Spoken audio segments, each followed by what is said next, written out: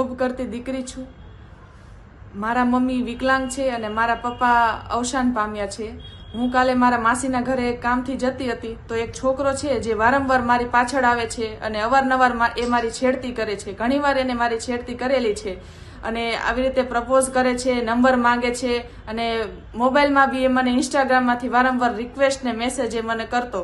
મોરબીના એસપી, મુખ્યમંત્રી, ગૃહમંત્રીથી એવી વિનંતી કરું છું કે આના વિરુદ્ધ કોઈ ખાસ એક્શન લ્યો અને કોઈ સરઘસ કાઢો આના વિરુદ્ધ, જેથી છે ને આપણા મોરબીમાં રોમિયોગીરી છે એ બંધ થઈ જાય અને અનેક છોકરીઓ જે આવી રીતે રોમિયો જે છેડતી કરે છે એ બંધ થઈ જાય અને મોરબી રોમિયોગીરીથી શાંત થઈ જાય।